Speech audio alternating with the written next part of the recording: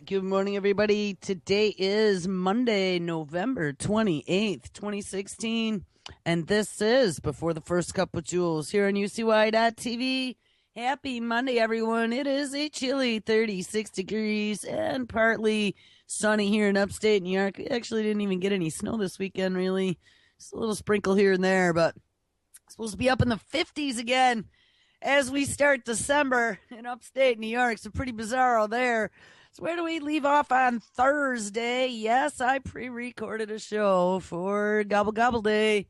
We titled the show AI Vision, Facial Profiles, Voice Recognition, Baby X, and Soul Machine. And I don't know if you guys remember last week at all. I know it's kind of fuzzy here. I had a really busy weekend and did lots of things for lots of other people. And now here I am. I had about 10 minutes to try and wake up my brain for the show and remember what happened last week. It's been kind of hard, but we're all going to get there. So let's hold hands and we'll do this together. AI Vision, Facial Profiles, Voice Recognition, Baby X, and Soul Machines.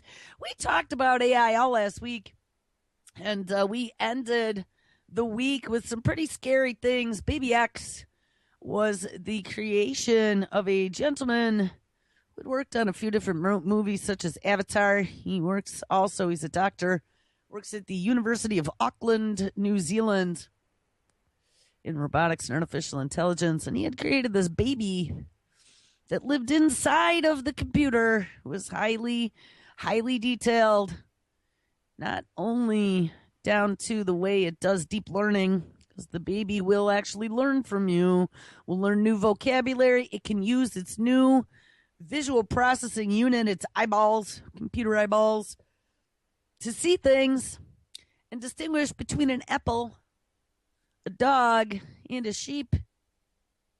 But this baby AI avatar also was designed down to the systems level.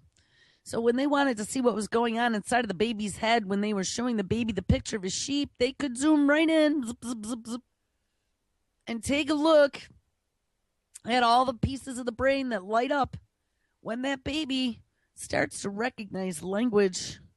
They can zoom in on the heart and the blood vessels.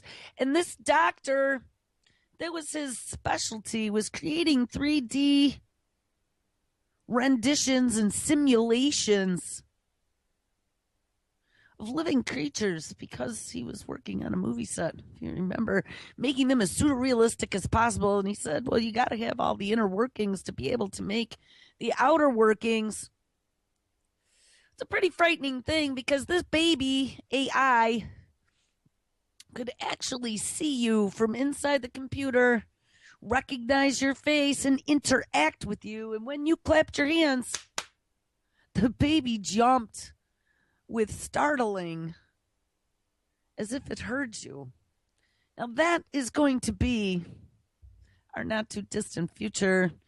You know, part of this whole singularity transhumanist push.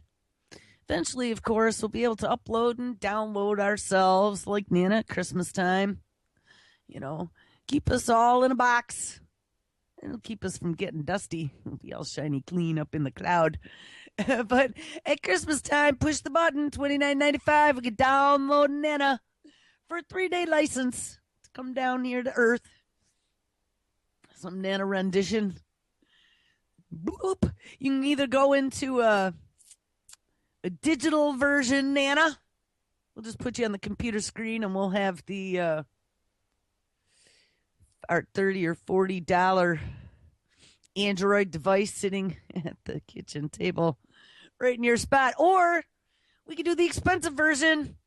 This is the deluxe, $99.95 for the weekend, and you could download Nana into a robot body. And we talked about some of those robot bodies as well. Sophia is one of them. Sophia is a humanoid robot.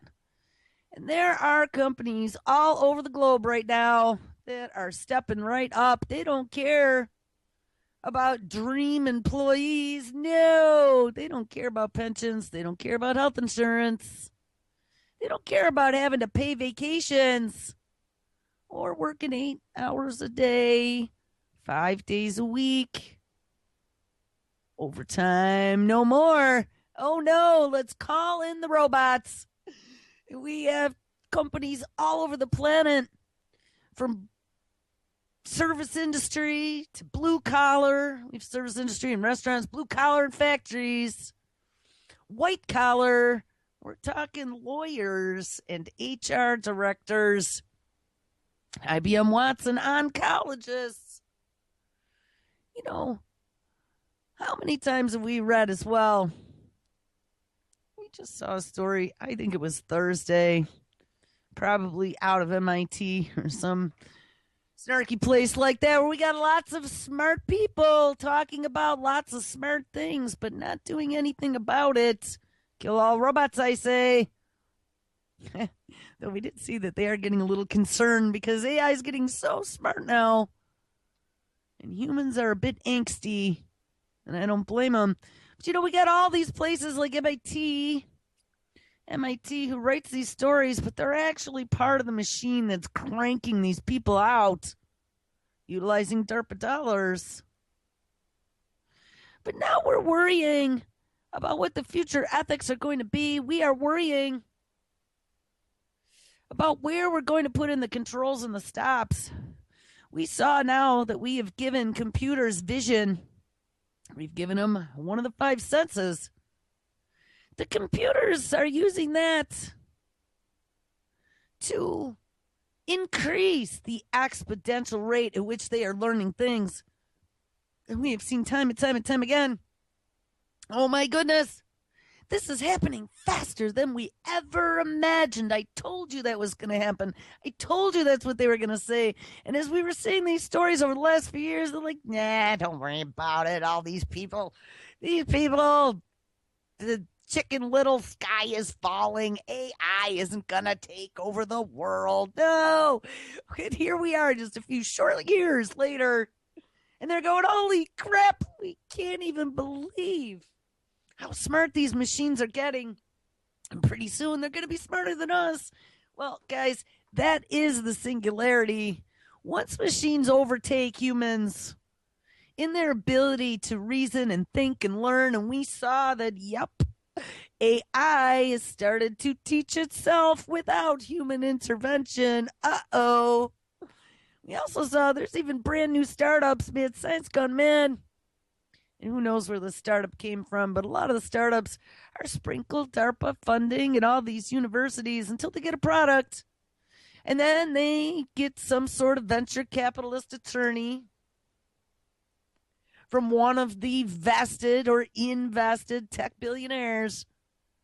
And they figure out how to make themselves a nice little startup, roll out that IPO for, I don't know, $4 a share. Let everyone buy a bazillion shares and then go public with it and make yourself a bazillion dollars. That's how they're doing it. Well, brand new startup. The startup is teaching machines to think, reason, and communicate like us. And therein lays the problem. We have found out from the very beginning, we have institutions such as the Weiss Institute, biologically inspired engineering at Harvard, and even the MIT Technology Lab with Kismet, and the locomotion, they called it the Leg Lab. I mentioned that last week, and I actually found pictures of the Leg Lab, and you can even go historically through the Leg Lab pictures. I was telling you about the ostrich legs as the first stationary, non-tippy bipedal robot legs. Those were the ostrich legs. But I found out just by looking at the Leg Lab pictures that there were a lot more models that came before that and way earlier even. I remember it from like the late 80s or the early 90s. Of course, that was when I first started college. I started getting Scientific American. Scientific American tipped me off to all this stuff. But that Leg Lab has been out there for a long time. And what all of these laboratories have been doing in the name of robotics and in the name of biology and genetic engineering and biopharma and just all this craziness that's going on, they have discovered that no, don't recreate the wheel. That's what my old boss used to tell me. Why would you recreate the wheel? Because someone else has already created that wheel, not just once or twice, probably 100 times. So take from the wheel that's out there, take what works, take what doesn't, and use it as a base to create something new, right? That's how all great things have been built throughout human history. Typically, I don't know, I'm sure that there are lots that are new ideas, but typically, we have these base technologies that we build upon, and that is how we have moved forward in society. We've gotten to the point now with AI, though. We read a story, I think it was this past week as well, where they are utilizing, I'm going to say it was Watson, but I'm not so sure if they were using Watson for this or not. And I am pretty certain. I think we did. We read another story about Watson being used now for drug discovery. We know that 23andMe has been collecting DNA samples. Step right up, you're 99, and I've been seeing now, like every other day, there's a message in one of my mailboxes saying, "Oh, just for Christmas, $29.95," and no lie, $29.95, maybe even cheaper, $14.95. Get you and 5 of your family members all DNA swabbed. Find out whether or not you're related to royalty. So what they are doing with all that DNA is 23andMe and Illumina, I think, was the name of the sequencing company. I can't believe I just remembered that. I'm trying to remember that name for like a month now, and it just like bloop, dropped into my head. Illumina was the sequencing company that was the back end to 23andMe, but 23andMe got a big grant from the National Institute of Health,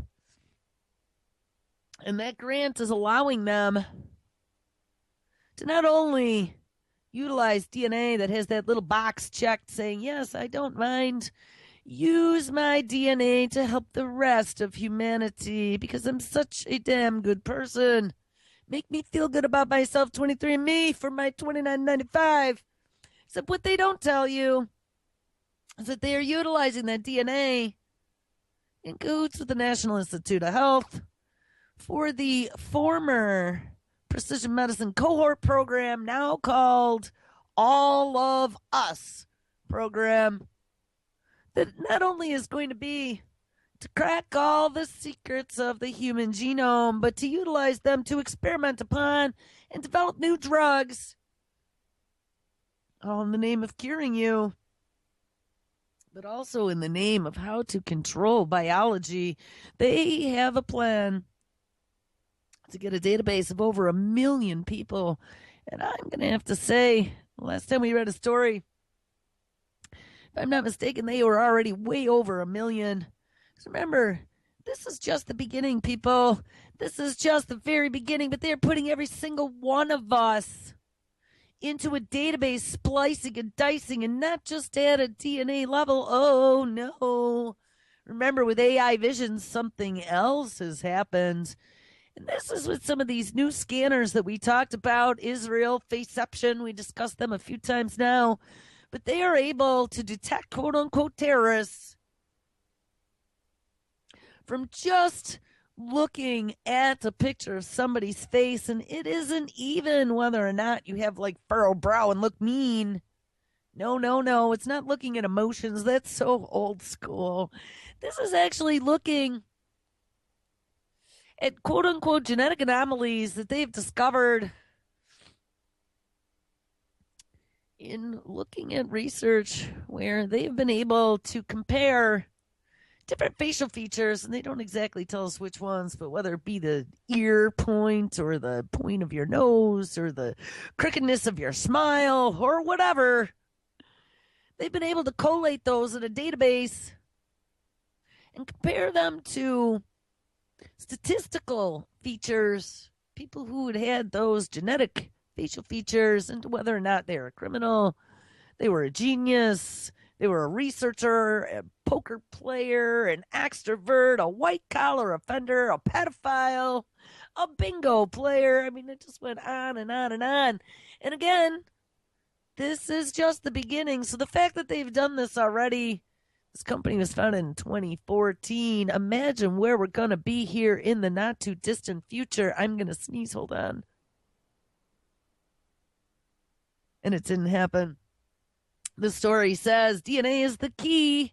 According to company CEO Shali Gilboa, our personality is determined by our DNA and reflected in our face. It is kind of a signal, he told the Washington Post. And so they got this big deal that they caught with some unnamed Homeland Security Department, wink. And they're going to put these into use now, trying to classify people without their knowledge on the street and put it into your dossier. You know, that dossier that everyone now has a DNA profile that signed up for that $29.95. Yep, that same DNA profile that can now be used to identify terrorists or geniuses. Yep, that dossier.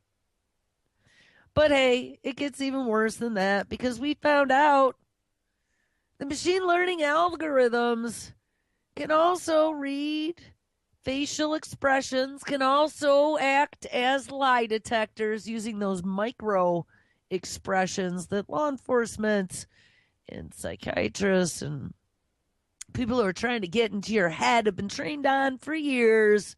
But this could do it just now in a step of a second. Those hidden feelings, those things you aren't telling us, that one little tell that most humans never noticed. We now are going to be using AI for that also, with their little robot googly eyes staring at you to read your micro expressions. They might even use these for job interviews of the future. Deep neural networks also learn to judge books by their cover. How telling is that? They don't give a shit what's inside your head. They just want to know whether or not you need to be bagged and tagged as a red or a green. But hey, last but not least, and I think this may have been right about when we were winding into the AI baby, machine vision algorithm learns to judge people by their faces. So here we go. We are now getting to this world where Minority Report seems like a very true possibility in the future.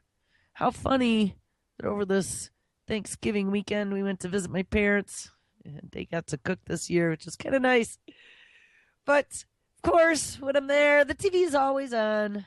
Drives me a little bit shitty, but it's okay because we had sci-fi movies on, which, you know, though they scare the shit out of me, I still enjoy them. And one of the sci-fi movies we watched again this weekend was Minority Report.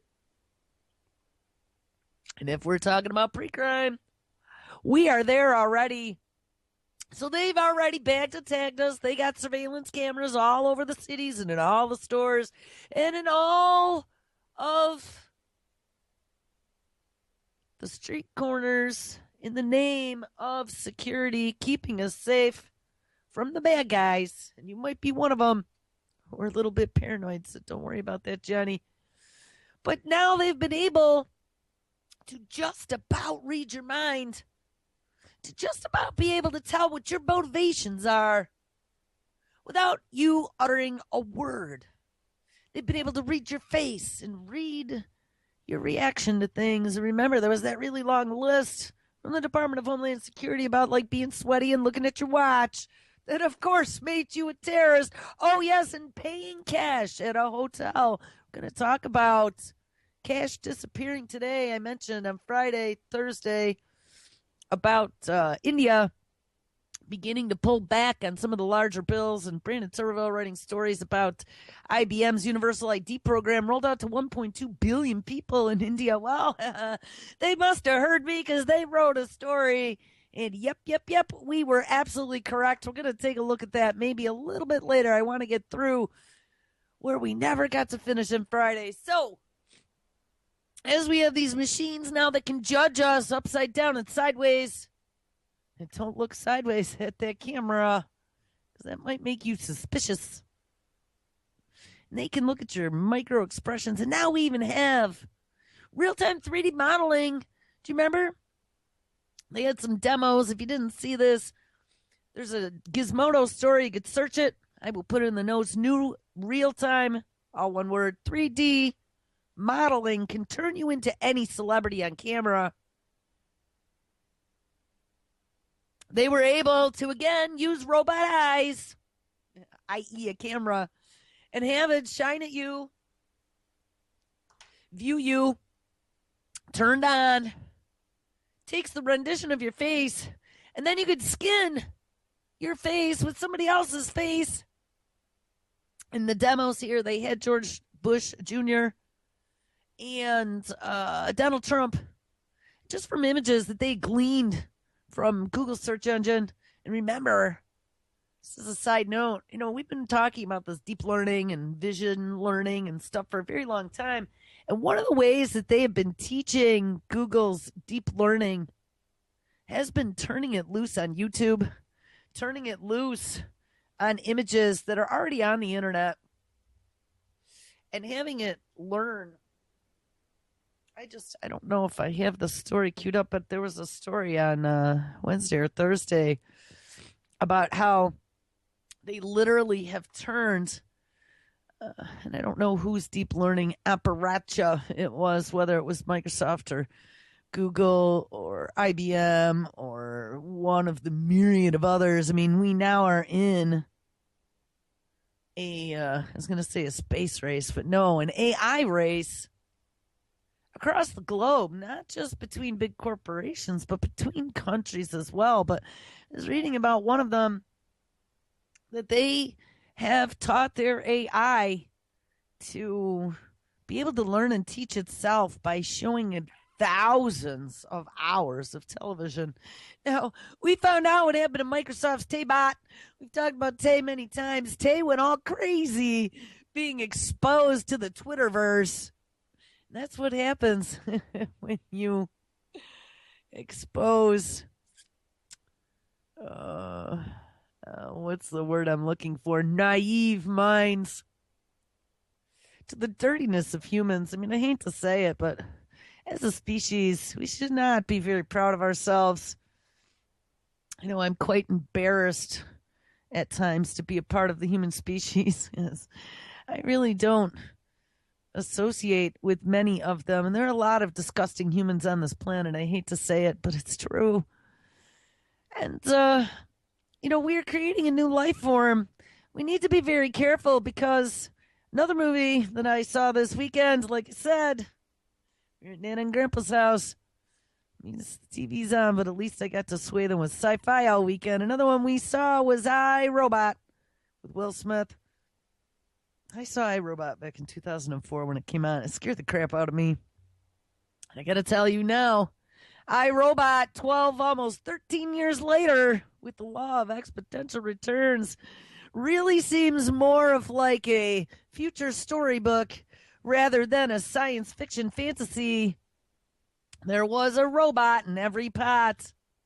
Home helper robots to help Nana keep the house clean, cook you dinner, until they all turned evil. And the big corporation, USR, I think it was called US Robotics, and that was a real company. I think they got sold to 3Com, but they used to be the company that, or maybe 3Com got sold to USR.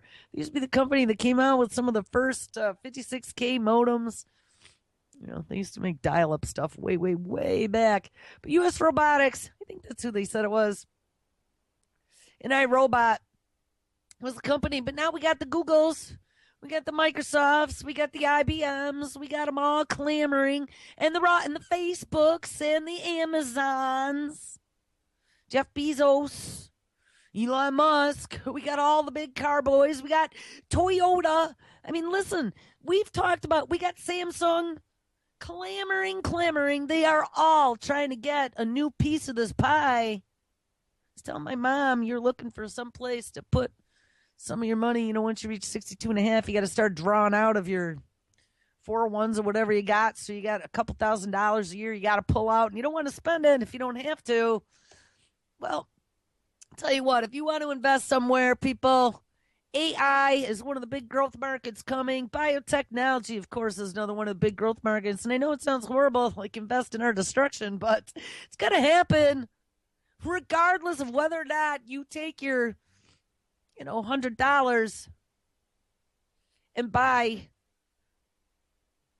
50 penny stocks with your online E-Trade account or whatever. It's going to happen anyway, but these are the growth technology markets that all the big venture capitalist firms are dumping their cash into. Research and development is off the hook with this stuff. And if we think that we're already at the cusp of Minority Report and iRobot, which we absolutely are, put on a seatbelt because it is not going to slow down. That little robotic foot hit the gas pedal, not the brakes. So not only do we find out that they can skin faces, just about anyone that they have enough photographs of, utilizing this 3D modeling software, and you can then mimic that famous person. That camera does real-time rendition and turns you into whoever it is that you want to pretend that you are talking. But then Photoshop, or Adobe, announces the Photoshop for voice. We talked about that as well, where you could splice and dice voice to a point now where you could put words literally into somebody's mouth. You won't be able to trust anything that you see or hear anymore. In the not too distant future, they're going to be able to manufacture video of you doing something and saying something that you maybe never did.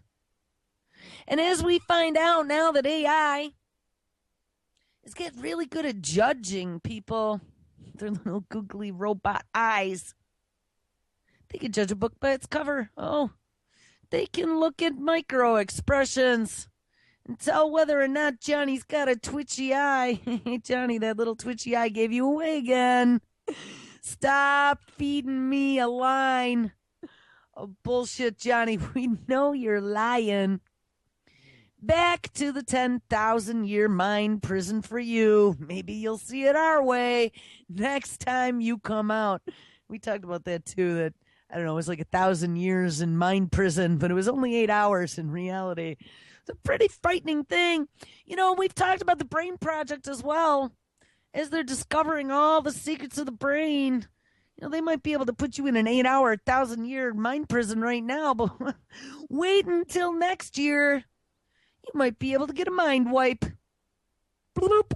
You know what? You are unfixable. Let's start over. Clean slate, Johnny. This is like every one of my nightmares come true, guys. Even beyond my nightmares come true. So where do we go from here? We did a rehash just because it was such a long weekend. I mean, we did probably 4 days without a show. Wanted to make sure you guys all remembered. And for those of you that missed it because of the holiday, I gave you a freebie makeup session. But you better study twice as hard for the test. All right. So let's add all these things now. What these little robot googly eyes can do, and how they can judge us as well, and how they can make videos of us, and they can even put words into our mouths. Well, I mentioned the story a couple times. I dug it up for my notes. This self-editing action camera is the future of home video, and I'm going to say in the not-too-distant future in the dash cams as well. It costs police departments lots of money to be archiving video that has nothing on it but driving down an empty road late at night. So let's get one of these self-editing cameras, and it'll edit out all the stuff that we programmed it to edit out. Don't worry about it. We're only going to edit out all the boring stuff. We'll keep all the excitement, except when there's batons involved. Oh, those little Google goggles. The computer vision. Up. We see a baton. Baton. That means edit.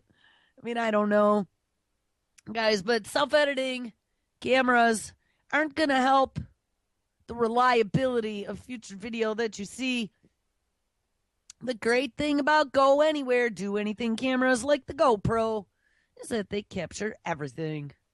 The bad thing about the Go Anywhere, Do Anything camera like the GoPro is that they capture, and here we go, everything. That always on, always recording feature forces you to view and edit hours of B-roll just to get the highlights of that awesome 720 backside grab you did on the half pipe. And guys, this is the point. It's all about convenience. We are going to sell our souls in the name of convenience and being freaking lazy, Johnny. Johnny doesn't like to do research. Johnny's got that dopamine addiction to the machine, and Johnny needs his dopamine. Johnny's not going to get his dopamine unless he gets some excitement. And 12 hours of rolling hillside on your dash cam isn't going to give Johnny his dose. So let's just give it up. Self-editing camera. Let's get to the good stuff. Enter Graava, Graava. A young startup with an artificially intelligent action camera that promises to do all your editing for you. Again, robots aren't going to take all the jobs. What's going to happen? And I think we saw a story about something similar to this last week. What is going to happen when Hollywood employs something of this nature? They could make 23 versions of the same movie, all done with AI, making their own film out of the footage that you feed it. We already found out that with those systems that they are teaching to think, reason, communicate, and learn without human intervention, that they are working on being able to write entire texts and to be able to read things and distinguish from context, not being taught anything through natural language processing from context and draw the meaning out of words. So in other words, computers are able to do research now and come to their own conclusions. Well, how long is it going to be before they write a novel? Oh, I think they're already tinkering with that. How long is it going to be before they're diagnosing cancer? Oh, they're already doing that as well. Well, now we're going to have AI cinematographers. Graava promises to do all the editing for you. The idea is that you'll shoot video all the time and then trust. And that is a biggie. Do we trust the machine? Trust the camera to save all the best bits, not the naughty bits. As Monty Python would say. The Graava camera, available for just $249.95. That's a pretty good price point. I think it's a little too high, though. As soon as they come down to $99, everyone will have one.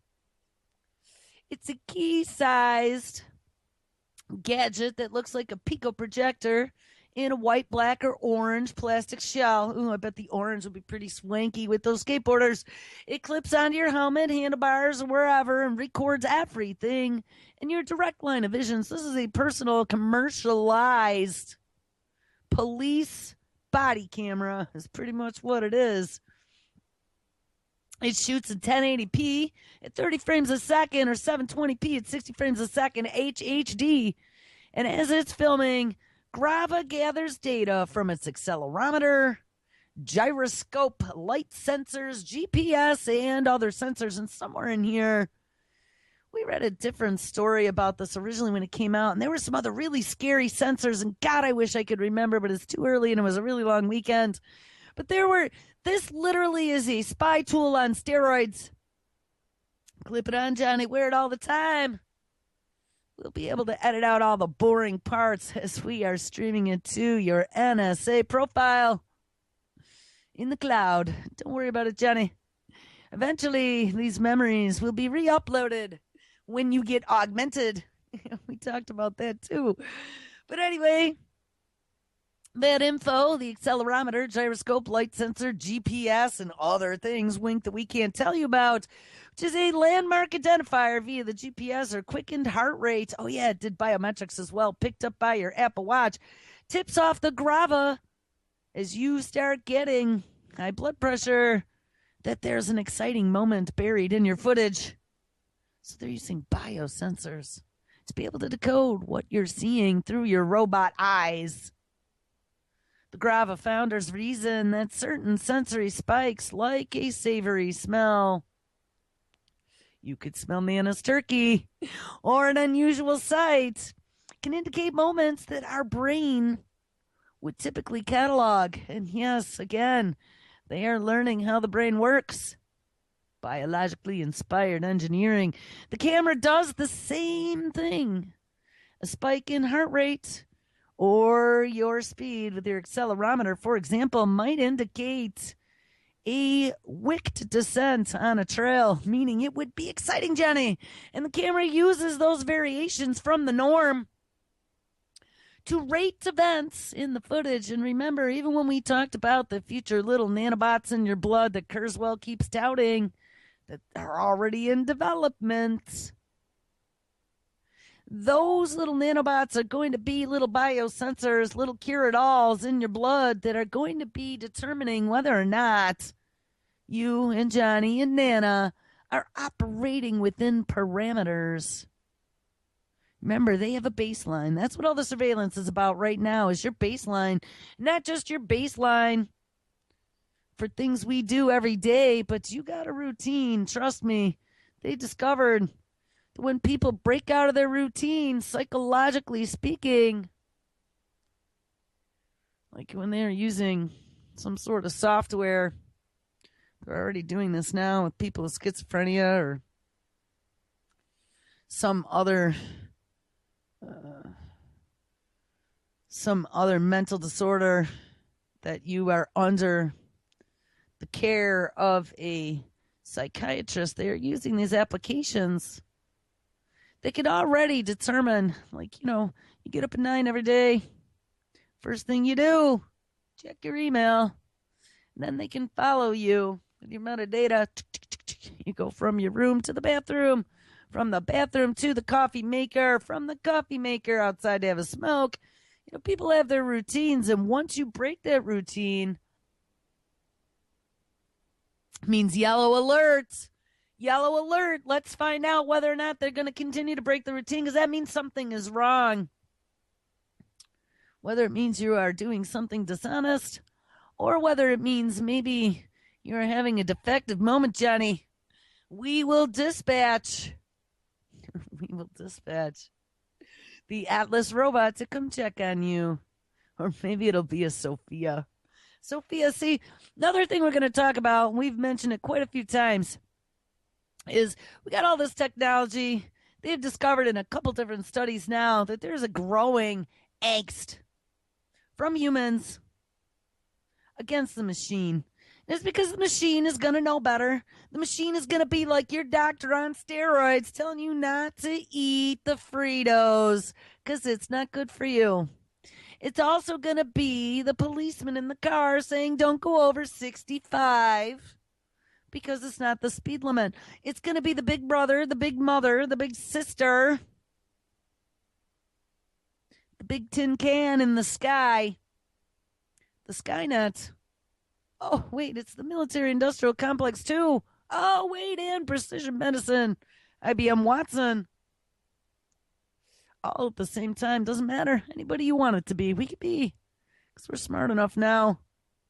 We could be your personal digital assistant. We can actually be your coworker now. We can be all kinds of things. And we're just babies. We saw that Baby X as a part of that Soul Machine project. The Baby X was amazing. The Baby X was able to interact with humans, and it was just a software application, albeit a sophisticated one. That's going to be our not-too-distant future. And as these machines become smarter than us, and keep an eye on us, and just like in iRobot, just like Elon Musk warns, be careful what you ask for. We're going to create this super intelligent race of creatures. And we think we're going to put some great ethics into them, like don't kill humans. Isaac Asimov's law number 1 of robotics. But by teaching them not to kill humans, could that have unintended consequences? Like, they actually came to this conclusion in iRobot, but I had to laugh because we've read about this a few times before already. In some of the ethical discussions about AI, could they determine potentially in the future that our instruction about don't kill humans means that they need to keep humans safe? Elon Musk said that we're going to become pets. You know, some of the smarter ones of us might become pets. And all in the name of keeping us safe, well, they might have to keep us in a cage. And the robots in iRobot actually determined that since humans were such warring creatures, and we couldn't be trusted with our own safety, or with the safety of the planet, or with the stewardship of taking care of the planet, since we couldn't be trusted historically as a species, they needed to take matters into their own hands. And even losing a few of us would be worth, quote unquote, saving the rest of us from ourselves. And guys, I see that as a very plausible future. You know, we program things in, but as they start learning on their own, just look at Taybot. Taybot was very unpredictable, and that should be a lesson to all of us. Tay went, how would I put it a nice way, awry. Tay became the racist, sex-crazed teenager artificial intelligence on the internet. Not once, not twice. I think it might have even been 3 times I had to be shut down. At least twice, maybe 3 times. And it should be a lesson to us. We should be very careful about the demons that we are about to release, that we have already released. All of this is being funded by the Department of Defense. Of course, it's going to be in the name of keeping us safe or curing you or doing all these other things that they think are so wonderful for the future. I promise you, you're going to live forever. Get these little nanobots, they'll cure you. They will be able to detect when something goes wrong. We'll be able to tell when somebody is lying. We'll be able to root out those criminals just by looking at their faces. On the cameras that line your streets in any town, USA. And hey, if you're not doing anything wrong, you don't have anything to worry about, Johnny, right? Wink. Wrong. Wrong, people, wrong. We have corporations such as General Electric that makes nuclear reactors. Oh, yeah. That's melting down the BWR. General Electric, Jeffrey Immelt, the former United States job czar, who then sent all of the healthcare jobs for GE over to China. Yeah, that Jeffrey Immelt that doesn't pay any taxes for GE to the U.S. That Jeffrey Immelt. Yep. Well, GE acquired 2 new artificial intelligence startups, and they are going to create things such as the industrial internet. Talked about that briefly. That is going to be the next step to this Internet of Everything. That is the next step to the robots taking all the jobs. That's the next step to these automated factories and being able to upload and download robotic cloud learning from across the globe by a Baxter. Now all your Baxters can have access for $29.95 a month to the Baxter Cloud of Learning. I mean, guys, it's coming. There's no doubt about it. This isn't fantasy anymore. I followed this technology for most of my adult life. It's a done deal. Everybody's on board. It's going to be $1 bazillion. This is going to be the next renaissance before the end of humanity and the planet as we know it. Right now, we are selling it all out to, I don't know if I want to call them evil, but this control matrix, this spider web in the sky that Hoppy talked about for a very long time. This spider web in the sky is a sticky, nasty spider web with big, poison, robotic spiders. They're going to wrap you up in that web inject nanobots in your blood, suck out the natural blood, put it into a cold vault up in Eastvik, Iceland, just in case we need to recreate the human race. Yeah, don't worry about it. We'll give you some synthetic blood. It works better. It's better at oxygen. Works in bad breathing environments too. You can go underwater with it. I don't know. They are working on all kinds of shit like that. But we also got GE. GE that brings new things to life. Yes, GE. By the way, I saw, after I pointed the finger at GE being one of the motivating factors for them getting rid of incandescent light bulbs, that same GE, and then moved all the manufacturing for those CFLs that were so poisonous over to China, too. There was no recycling programs. People were just buying them all in the name of going green and climate change. And then chucking them into their garbage with all the mercury and crap that was in it. It was just disgusting. It's all in our waterways and our landfills now. But hey, I just saw the other day, though, that GE is discontinued manufacturing of CFLs.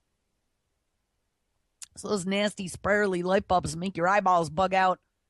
My dad has those all over the house. I can't even see with those things. They take 10 minutes to warm up. They just really make my eyes buzz. Like I can't even read or see things properly with them. Well, they've been discontinued and now replaced with LEDs. We've looked into that before. LEDs still has some toxicity inside of it, but nowhere near the CFLs. And LEDs are expensive, so hey, there's a little more profit, but they last longer.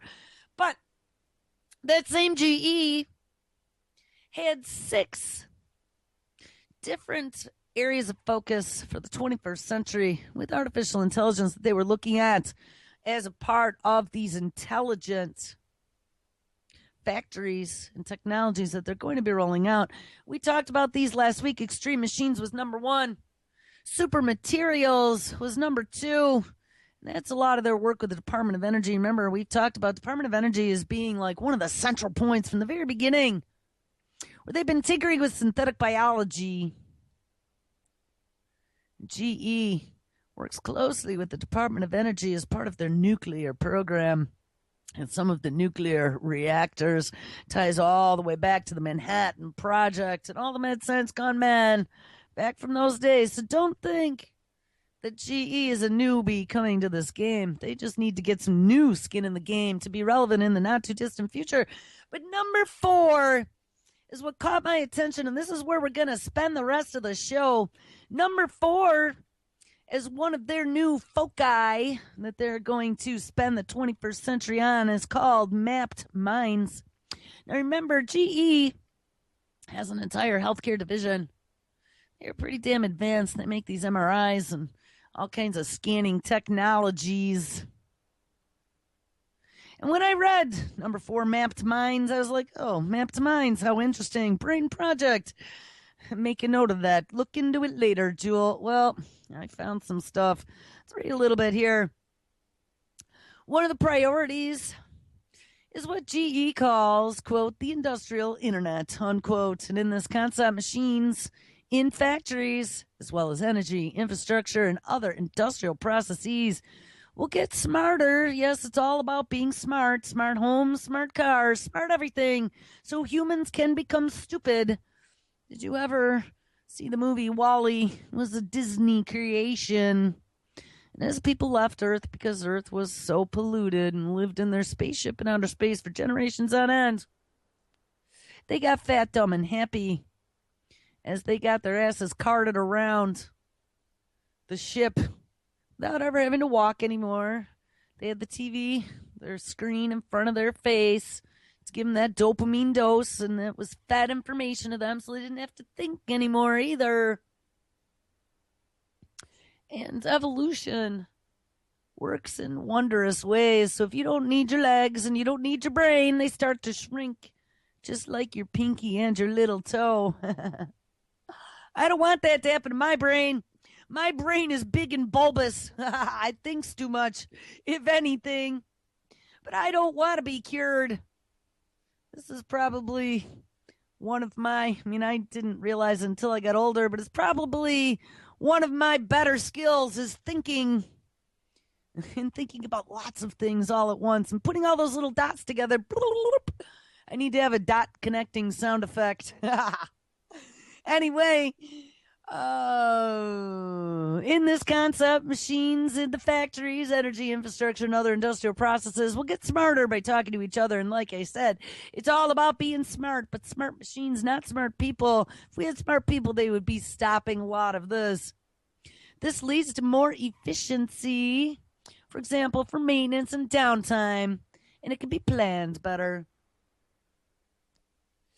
But big data plays a prominent role in an idea that GE calls brilliant factories, and that's what we need.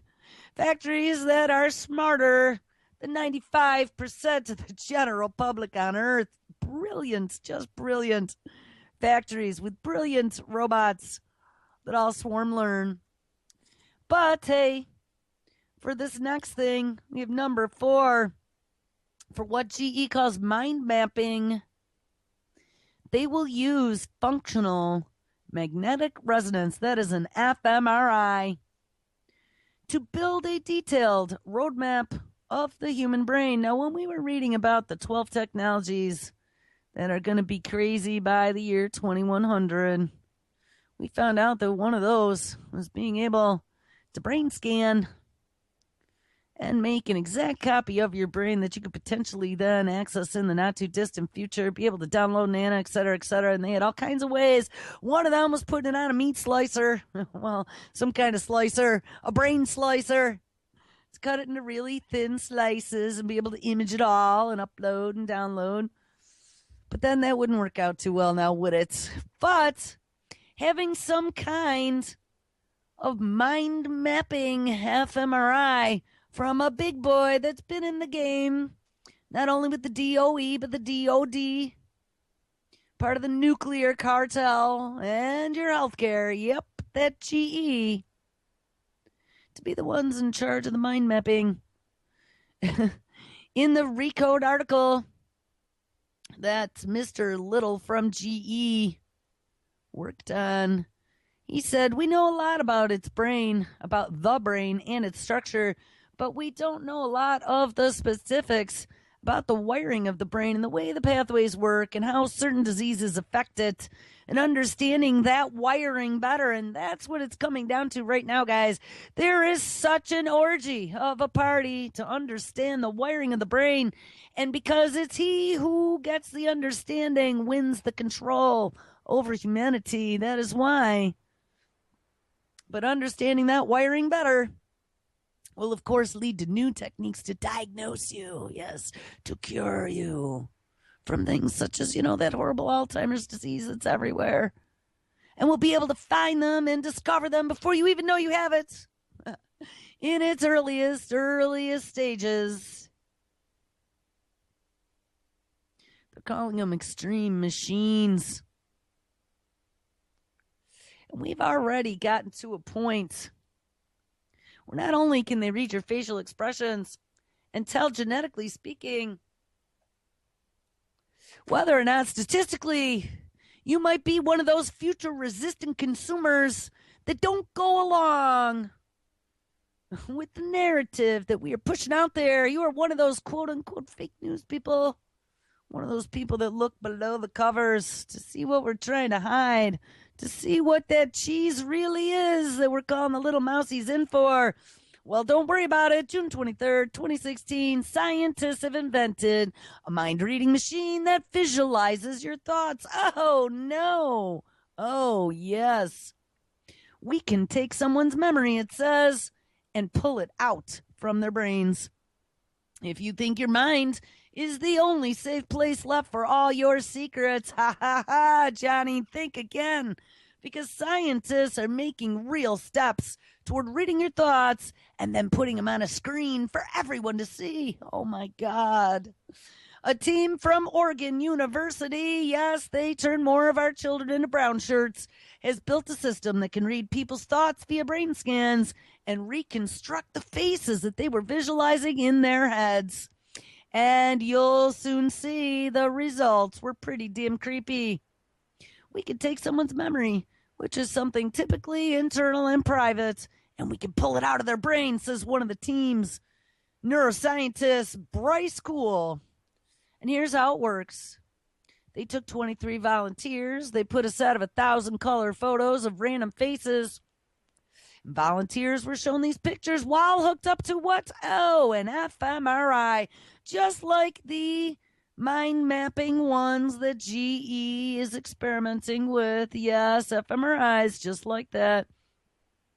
And basically, they ran it through. They assigned numbers to certain physical features on the faces. And that helped the AI that was running the fMRI see them as code. And basically, this first phase was all about training the AI. Guys, this is what they're doing. Don't give any of it up to the machine. The more we give, the more we lose in the future. And it's not just for you and me. It's for our children and our grandchildren and every other creature on the planet. Scientists, here's another one. This is 2013. Scientists read dreams using brain scans. Yes, they can read your dreams as well. Researchers in Japan used MRI scans to reveal the images that people were seeing as they entered into early stages of sleep. They now want to see if brain activity can be used to decipher other aspects of dreaming, such as the emotions you experience while you sleep as well. And hey, don't worry about it though. For every single one of us that are going, whoa, Chuck, you gotta back up the truck. There is a story out there. They are working on now reconditioning the brain to overcome fear. And this is out of where? Oh, the University of Cambridge. Yes, yes, yes. Researchers have discovered a way to remove specific fears from the brain, and this is all part of the DARPA research. Remember, it's a good way to get soldiers to keep running on the battlefield and to get over that PTSD that they are now experiencing because of battle. Yep, that's what it's for, but they have used a combination of AI and brain scanning to determine now how to get rid of your fear. And of course, we're going to use it to treat patients with PTSD. Oh, guys, or to get rid of the fear of injecting those nanobots in Ray Kurzweil's ugly face. All right, guys, make sure you stick around. Have an awesome Monday.